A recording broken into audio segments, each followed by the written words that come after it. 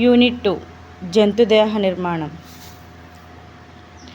Marry ఫ్రాంకోట్ Xavier chat ఫ్రాన్సుకు చెందిన శరీర నిర్మాణ శరీర ధర్మశాస్త్రవేత్త, కణజాల శాస్త్ర వ్యాధి విజ్ఞాన శాస్త్ర పితామహుడిగా గుర్తింపు ఉంది. ఇతడు కణజాలం అనే పదాన్ని మొట్టమొదటగా ఉపయోగించిన వ్యక్తి.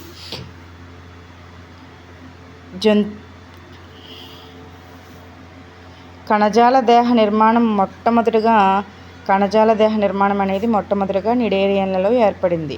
అలాగే పారాజోవా జీవుల్లో పరిపక్వ కణాలు పునర్విభేదనం చెంది వాటి నిర్దేశిత విధులే కాకుండా ఇతర విధులు కూడా నిర్వహించగలుగుతాయి. ఉదాహరణకు స్పంజికల్లో కొయినోసైట్ కణాలు అవి నిర్వహించే ఆహార సేకరణ, జీర్ణక్రియలను నిలిపివేసి సంయోగ బీజాలను ఏర్పరచగలుగుతాయి.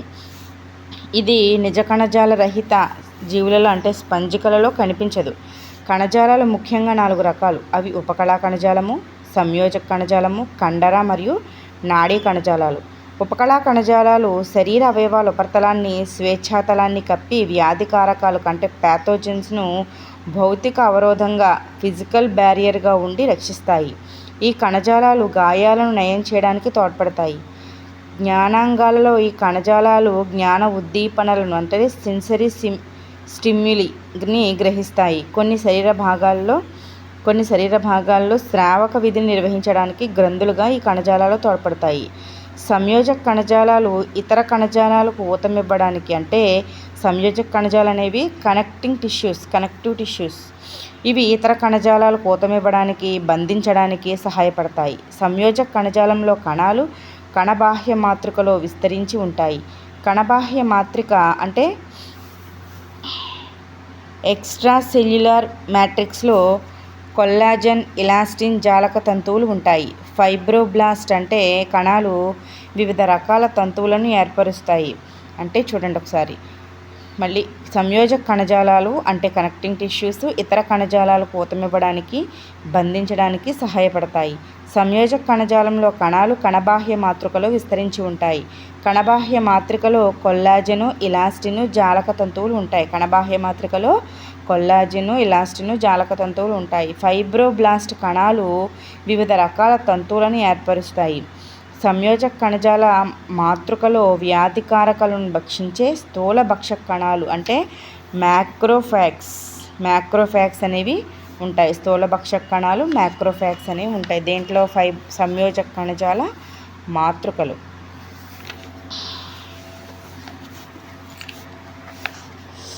ఇంకా చూసినట్లయితే కండర కణజాలాలు మస్క్యులార్ టిష్యూస్ అనేవి యాక్టిన్, మయోసిన్ ప్రోటీన్లు కండర సంకోచాన్ని కలిగిస్తాయి. అవి అస్థి, హృదయ, నునుపు కండరాలు. అస్థి, హృదయ కండరాలు రేఖితంగా అంటే చారలుగా, నునుపు కండరాలు అంతరాంగ కండరాలు అంటే నునుపు కండరాలకు ఇంకొక పేరు అంతరాంగ కండరాలు అరేఖితంగానూ ఉంటాయి. అంటే కండర కణజాలాలు మన శరీరంలో యాక్టిన్, మయోసిన్ ప్రోటీన్లు కండర సంకోచాన్ని కలిగిస్తాయి. కండర కణజాలాల్లో కండర సంకోచాన్ని కలిగించే ప్రోటీన్లు యాక్టిన్ మరియు మయోసిన్. ఇవి కండరాలు అనేవి 3 రకాలుగా ఉంటాయి. అస్థి, హృదయ, నునుపు కండరాలు. అస్థి, హృదయ కండరాలు రేఖితంగా ఉంటాయి. ఇవి అనియంత్రిత కండరాలు. అలాగే నునుపు కండరాలు అంతరాంగ కండరాలు. వీటిని అంతరాంగ కండరాలు అంటారు. అరేఖితంగా ఉంటాయి. నాడీ కణజాలం ప్రేరణను గుర్తించి వాటిని నాడీ ప్రచోదనాల క్రియాశక్మాల రూపంలో శరీరంలోని ఒక భాగం నుంచి వేరొక భాగానికి చేరవేస్తుంది. ఇందులో నాడీ కణాలు లేదా న్యూరాన్స్ అనేవి ఉంటాయి. నాడీ కణజాలంలోని వివిధ గ్లియల్ కణాలు పోషణకు, తంత్రికాక్షం, విద్యుత్ నిరోధకంగాను, రక్షణకు తోడ్పడతాయి. అలాగే నాడీ కణజాలం వివిధ శరీర అవయవాల సమన్వయాన్ని కలిగిస్తుంది. దీన్ని నాడీ సమాకలనం అంటాము. నాడీ కణజాలం అనేది ప్రేరణను గుర్తించి నాడీ ప్రచోదనాలు అంటే క్రియాశక్మాలు రూపంలో శరీరంలోని ఒక భాగం నుంచి వేరొక భాగానికి చేరవేస్తుంది. ఇందులో నాడీ కణాలు లేదా న్యూరాన్స్ అనేవి ఉంటాయి. నాడీ కణజాలంలోని వివిధ గ్లియల్ కణాలు అనేవి పోషణకు, తంత్రికాక్ష, విద్యుత్ నిరోధకంగాను అలాగే రక్షణకు తోడ్పడతాయి. గ్లియల్ కణాలు 3 రకాల పనులు చేస్తాయి: పోషణ, తంత్రికాక్ష, విద్యుత్ నిరోధకం అలాగే రక్షణకు. నాడీ కణజాలం వివిధ రకాల శరీర అవయవాలను సమన్వయం కలిగిస్తుంది. దీన్ని నాడీ సమాకలనం అని అంటాము.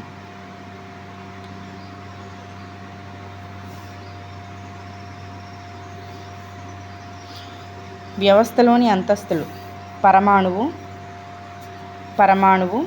పరమాణువు నుంచి అణువు, అణువు నుంచి స్థూలాణువు, స్థూలాణువు నుంచి అంగము, అంగంలో కణము, కణం నుంచి కణజాలము, కణజాలం నుంచి అవయవము, అవయవం నుంచి అవయవ వ్యవస్థ, అవయవ వ్యవస్థ నుంచి మానవుడు. ఇది వ్యవస్థల్లోని అంతస్తులు.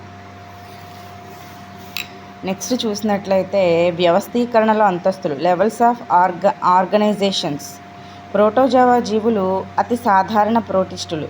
వీటిలో మౌలిక జీవన విధులు గమనం, జీర్ణక్రియ, శ్వాసక్రియ, విసర్జన, ద్రవాభిసరణ క్రమత, ప్రత్యుత్పత్తిని ఒకే ఒక కణం పూర్తిగా నిర్వహిస్తుంది. దీన్ని పూర్తి జీవిగా కూడా ఒకే ఒక కణం ఉంటుంది.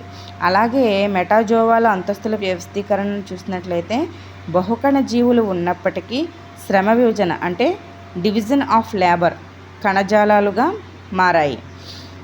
కణజాలాలు కొన్ని కలిసి అవయవాలు అంటే ఆర్గాన్స్గా, అవయవాలన్నీ కలిసి అవయవ వ్యవస్థలు ఆర్గాన్ సిస్టమ్గా ఏర్పడ్డాయి. ఇది ఇందాక మనం చూసిన వ్యవస్థ అంతస్తుల్లోని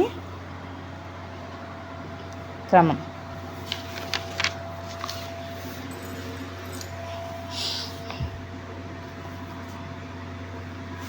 కణస్థాయి వ్యవస్థీకరణ. ఇది మెటాజోవన్లలోని అతి నిమ్న స్థాయి వ్యవస్థీకరణ. దీన్ని స్పంజికలు అంటే పారాజోవన్లు ప్రదర్శిస్తాయి. కణస్థాయి వ్యవస్థీకరణ ప్రదర్శించే జీవులు ఏంటి అంటే స్పంజికలు, పారాజోవన్స్ అంటాము. వదులైన కణ సమూహాలుగా కణాలు అమరి ఉంటాయి. ఇవి కణజాలాన్ని ఏర్పరచవు.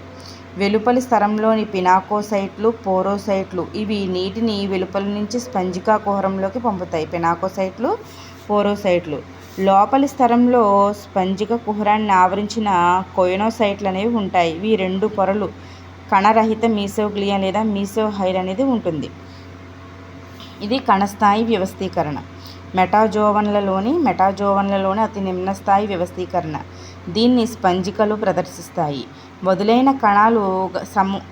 కణాలు వదులైన కణ సమూహాలుగా అమరి ఉండి కణజాలాన్ని ఏర్పరచలేవు. వెలుపలి స్థరంలో అంటే కణాలు శ్రమ విభజనను ప్రదర్శించవు. శరీరకుడ్యం వెలుపలి స్థరంలోని పినాకోసైట్లు, పోరోసైట్లు ఇవి నీటిని వెలుపలి నుంచి స్పంజికా కుహరంలోకి పంపుతాయి.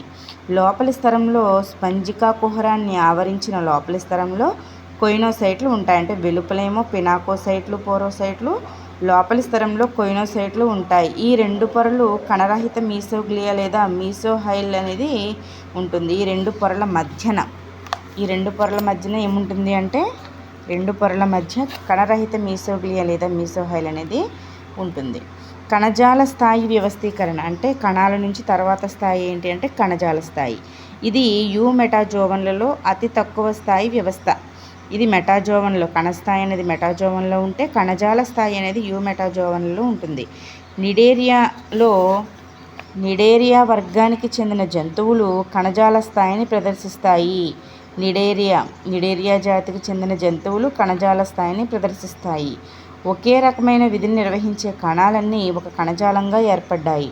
నాడీ కణాలు, జ్ఞాన కణాలు సమన్వయం చేకూరుస్తాయి. జంతువుల శరీర నిర్మాణంలో కణజాలాలు ఏర్పడడం మొదలు ముఖ్యమైన పరిణామ దశ. ద్విపార్శ్వ సౌష్ఠవాభివృద్ధి చెందేది ముఖ్యమైన రెండవ మార్పుగాను, శరీర కుహరాభివృద్ధి అనేది ముఖ్యమైన మూడవ మార్పుగాను పరిగణిస్తారు. కణజాల స్థాయి వ్యవస్థీకరణలో మెటాజోవన్లు అనేది కనిపిస్తుంది. ఇది అతి తక్కువ స్థాయి వ్యవస్థ. నిడేరియా వర్గానికి చెందిన జీవులు కణజాల స్థాయిని ప్రదర్శిస్తాయి. జీవులలో ఒకే రకమైన విధి నిర్వహించే కణాలు ఒకే కణజాలంగా ఏర్పడ్డాయి. నాడీ కణాలు, జ్ఞాన కణాలు సమన్వయం చేకూర్చితే జంతువుల శరీర నిర్మాణంలో కణజాలాలు ఏర్పడడం మొదటి ముఖ్యమైన పరిణామ దశ. కణజాలాలు ఏర్పడడం అనేది మొదటి ముఖ్యమైన పరిణామ దశ అయితే ద్విపార్శ్వ సౌష్ఠవం అనేది రెండవ ముఖ్యమైన మార్పు. శరీర కుహరాభివృద్ధి అనేది మూడవ ముఖ్యమైన మార్పుగా మనం పరిగణిస్తాము. నెక్స్ట్ చూసినట్లయితే అవయవ స్థాయి వ్యవస్థీకరణ. వివిధ రకాల కణజాలాలు సంఘటితమై ఒకే ఒక ప్రత్యేక విధిని నిర్వహించడానికి ఏర్పడే నిర్మాణాన్ని అవయవం అని అంటాము. కణజాల స్థాయి కంటే అవయవ స్థాయి ఉన్నత పరిణామ దశను సూచిస్తుంది. అవయవ వ్యవస్థ మొట్టమొదటిగా ప్లాటిహెల్మింథస్ వర్గంలో ఏర్పడింది. నెక్స్ట్ చూసినట్లయితే అవయవ వ్యవస్థ స్థాయి వ్యవస్థీకరణ. అవయవ స్థాయి తర్వాత అవయవ వ్యవస్థ. జంతువుల దేహ నిర్మాణంలో ఇది అత్యున్నత స్థాయి వ్యవస్థీకరణ. పై రెండు నిమ్న స్థాయి వ్యవస్థీకరణలు అయితే అవయవ వ్యవస్థ అనేది అత్యున్నత స్థాయి వ్యవస్థీకరణ. ఇది బల్లపరుపు పురుగులు, నెమటోడ్లు, అనిలిడ్లు, ఆర్ద్రోపోడా, మొలస్కా, ఎఖైనోడెర్మేటా, కార్డేటా వంటి త్రిస్తరిత జీవుల్లో కనిపిస్తుంది. కొన్ని ప్లాటీహెల్మింథస్ జీవుల జీర్ణనాళంలో ఒకే ఒక రంధ్రం ఉంటుంది. ఈ విధమైన అసంపూర్ణ ఆహారనాళం ఏర్పడడం వల్ల క్రమంగా నోరు పాయువులుగా మారింది. నెక్స్ట్ స్వేచ్ఛాయుత అంటే వివృత రకం రక్త ప్రసరణ వ్యవస్థ చూసినట్లయితే ఇందులో హృదయం నుంచి వెలువడిన రక్తం స్వేచ్ఛగా ఖాళీ ప్రదేశాలలో ప్రవహిస్తూ కణాలను కణజాలాలకు నేరుగా అందించబడుతుంది. ఉదాహరణ ఆర్ద్రోపోడా, మొలస్కా, ఎఖైనోడెర్మేటా, యూరోకార్డేటా. అంటే స్వేచ్ఛాయుత రక్త ప్రసరణ వ్యవస్థ అంటే ఖాళీ ప్రదేశాల్లో రక్తం ప్రవహిస్తూ ఉంటుంది. హృదయం నుంచి ఖాళీ ప్రదేశాల్లో రక్తం అనేది ప్రవహిస్తూ ఉంటుంది. ఎగ్జాంపుల్స్ ఏంటి అంటే ఆర్ద్రోపోడా, మొలస్కా, ఎఖైనోడెర్మేటా, యూరోకార్డేటా. బంధిత అంటే రక్తనాళాల్లో రక్తం అనేది ప్రవహిస్తుంది. ఎగ్జాంపుల్ అనిలిడా, సెఫలోపోడా, సెఫలోకార్డేటా, సకశేరుకాలు. అనిలిడా, సెఫలోపోడా, సెఫలోకార్డేటా, సకశేరుక జీవులు.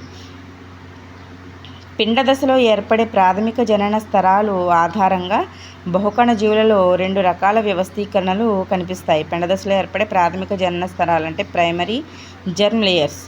ద్విస్తరిత వ్యవస్థీకరణ, త్రిస్తరిత వ్యవస్థీకరణ. Diploblastic organisation, triploblastic organisation. పిండ దశలో బహిస్త్వచం, అంతస్త్వచం అనే రెండు రకాల జనన స్తరాలు ఏర్పడే జీవులనే ద్విస్తరిత జీవులు అంటారు. ఈ రెండు పొరల మధ్య కణరహితమైన మీసోగ్లియా అనే జిగట పదార్థం ఉంటుంది. ఇందాక కూడా మీసోగ్లియా గురించి వచ్చింది. ఎక్కడ అనేది అంటే కణస్థాయి వ్యవస్థీకరణలో స్పంజికల్లో వెలుపలి స్తరంలోను లోపలి స్తరానికి మధ్యలో మనకి మీసోగ్లియా అనేది ఉంటుంది. అక్కడ కూడా కణరహిత మీసోగ్లియా అనేది ఉంటుంది. దాన్ని మనం మీసోహైలను కూడా అక్కడ పిలుస్తూ ఉంటాము. ఇక్కడ కూడా చూసినట్లయితే జీవ పదార్థం మధ్యలో రెండు పొరల మధ్యలో కణరహితమైన మీసోగ్లియా అనే జిగట వంటి పదార్థం ఉంటుంది. ఎగ్జాంపుల్ ఏంటంటే నిడేరియా జీవులు. అలాగే త్రిస్తరిత వ్యవస్థీకరణ జీవులు. త్రిస్తరిత వ్యవస్థీకరణ జీవుల్లో మధ్యస్త్వచం అనే మూడు ప్రాథమిక జనన స్తరాలు ఉంటాయి కాబట్టి దీన్ని త్రిస్తరిత జీవులని పేర్కొంటారు. ఎగ్జాంపుల్ ప్లాటీహెల్మింథస్ నుంచి కార్డేటా వరకు. త్రిస్తరిత జంతువుల్లో అధిక భాగం అవయవ వ్యవస్థ స్థాయి వ్యవస్థీకరణ కలిగి ఉంటాయి.